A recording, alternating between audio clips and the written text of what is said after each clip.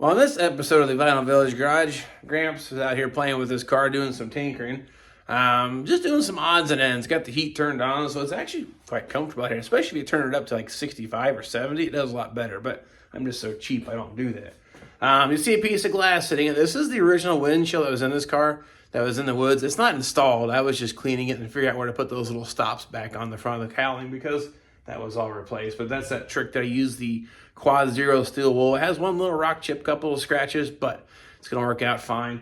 Working on hooking up the cruise control, the wipers, found out the wiper switch was bad. Hooking on the radio, which it has Bluetooths, and it works. We actually made a phone call from it earlier, so that's going to work. But he's working on a little project back here in the back that if you have a trunk leak from the taillights, maybe this is the why, and this is a plausible solution. Well, the original taillight went in here with the rubber piece, goes all around the outside, okay? And in the back of the car, which we're going to look at in a second, has a metal flange that goes around the openings for these lights.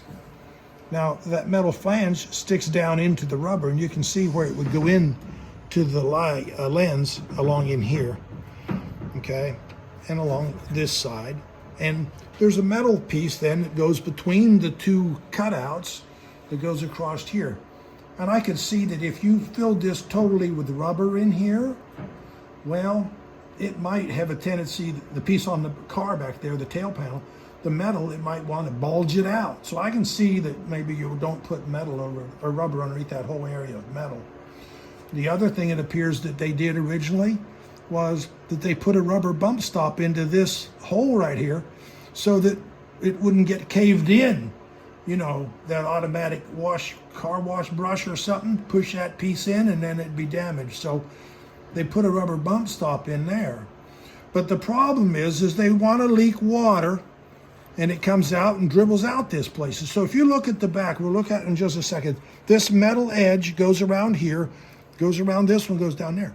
Then metal edge comes up here. But what seals it through here? What seals it right there? There's nothing there. There's nothing that dug into this rubber. This is fairly hard and it's an old one. Now let's go over here to the car. And don't forget to subscribe. So this metal lip right here comes around, and so right in this area, there's nothing that seals it. So this space here is open to the trunk because there's nothing here that contacts the seal.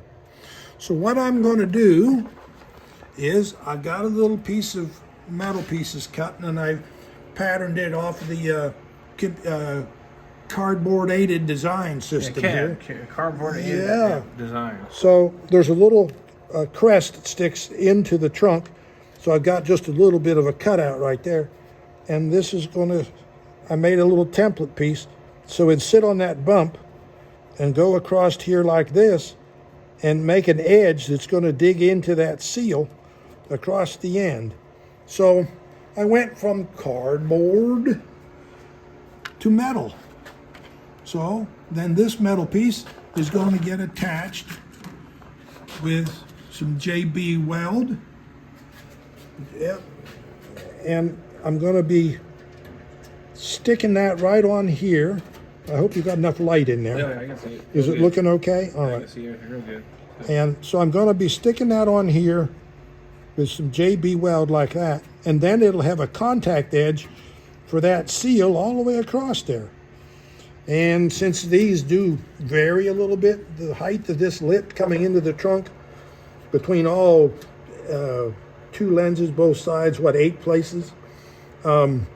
This varies a little bit in height, so we'll have to grind this down to match the short ones a little bit once it's in. And I may have to come back and put a little more JB Weld on the back side there to seal that up. But this area in here, it's going to collect dirt, it's going to collect dust, it's going to hold some water, but I don't want the water coming into the trunk. Now, anyway, so that's what I'm up to. Now, yeah, it's a convertible. It's going to have a little more moisture back here than you might normally get anyway. Yeah. But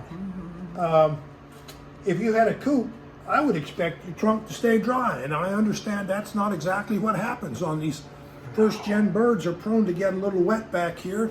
and that water causes problems. Yeah, kills the trunk force. Now, so basically, what we're talking about, like I said, you can visualize that lip. So when you install this piece, it'll actually cut into the seal about like this. So then you have a sharp, clean edge to help divert the water out of the trunk, keep it on the outside of the car where it belongs. Or you say it may puddle up in here, but it's still going to puddle up in there anyway.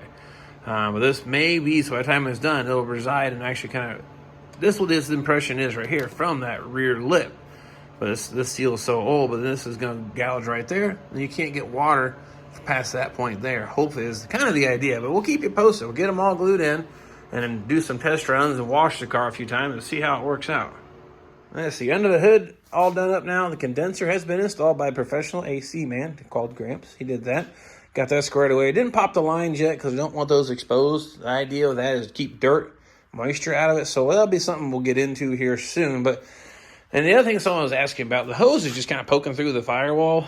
Well, they aren't really normally having the heater box in here. But once I get the heater box from L&L Pontiac and installed, I'm going to use that plate they put back there normally, and then I'll probably support these, just the two hoses and some grommet so it doesn't rub through and file through. But it really doesn't hurt anything leaving it that way unless eventually it finally saws through the edge here. So that's not how it's going to be. We also got to imagine the fender being on the car, you won't see any of this stuff anyway. So that's kind of the under the hood updates. Yeah, one more thing here. Look, it's a brand new car. It has 1/10 of a mile on it. This is that instrument cluster that my dad had found used on the marketplace, or where the heck you found that at?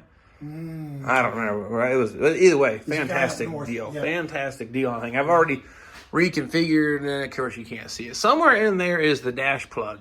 You have to move the wires around to get it to work with the rally gauges. I did a video on that in the past. I'll see if I can't put a link to it on this one here in case you want to update your rally gauges. Don't buy a whole new dash harness because you don't got to. It's an easy fix, trust me. Now, inside the car looks like a total mess, but I've got like 5 projects going on at the same time. We're doing vintage air. I'm doing the radio hookup. I got one of these really cool retro sound ones we're talking about. You can configure the face to fit the dash opening, which is awesome. Now, I went back with the original AC vent style, the one that comes with the vintage air. You know, no surprise, I don't like it. It hangs way out. It looks kind of cheap, so I didn't go with that.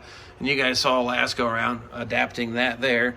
Working on the wipers. We're going to do delay wipers, but I was trying to get, you see the wiper motors put into the car. Yep. Right there. It's all new and happy. It wouldn't work. Didn't work right. Now, the wiring is all testing out fine, but it was the switch. And I ended up breaking it, but the switch contacts aside were no good. So I needed the wipers working regularly. Then we're going to do the delay wiper mod. And then I'll show you this radio. This is kind of cool. But look at that face. It says Firewood in the vintage script. Now this face has been modified. It says it was for 68, but it was not even close to grain. So I took some leftover vinyl from a center console kit and wrapped it with that. So it matches a lot better. So I have the wood grain surround to go onto that piece just the same. And then, of course, now we also hooked up Bluetooth microphone. This car's got some modern amenities. So this is running down the window post down there, so it'll be out of the way, but it hooks to your sun visor, so you can hands-free device. You can operate a 1968 hands-free. Now, someone pointed out to me a while back, if you look at my floor pans, see an extra hole here, boop, boop. There's 4 of them. Now, you see the original 4 holes that you're used to seeing, but this is just a quick adaptation to get you guys longer legs or big bellies to fit behind the left-right selector here.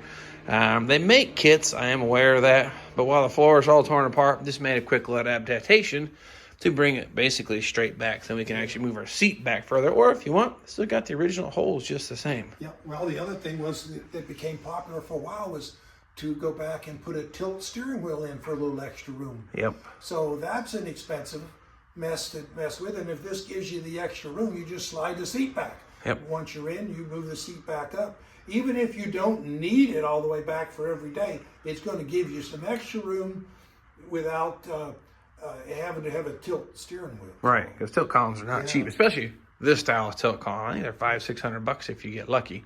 So I guess we can really, I might say, this is our Christmas edition ho ho ho special, right? This is an HO car now, right? So anyway, I'm going to work on getting the windshield dialed in. I don't want to put the glass in permanently, so I still got to put the trim clips in. I'm missing the ones that go across the top. No big deal. But I want to get the wipers operational so I can show you the delay function on that, how it's going to go. Probably do a video on that. The cruise control, let me tell you, it's like this. I like it. I think it's a quality kit. But just like I said, it's a kit for many, many makes and models. So you have to make it work for what you're doing. And the speedometer cable is not working with us. Their factory length, 72-inch, makes it too long. It won't clear. You got to put a speed adapter on the transmission. It won't clear. Little things. But I'll do a whole probably separate video on that once I get the answers so I can share them with you. But that's kind of what we're up against here. But nonetheless, hope you guys have a great, happy holidays and a Merry, Merry Christmas. And I hope to do some videos from here now and the end of the year, but we'll see how it goes, weather permitting and time. Family first. But thank you for all. Thanks for hanging out with us in the garage. And of course, whatever we get into next go around, we'll get Gramps back over here again, do some more tinkering, and we'll catch you all then.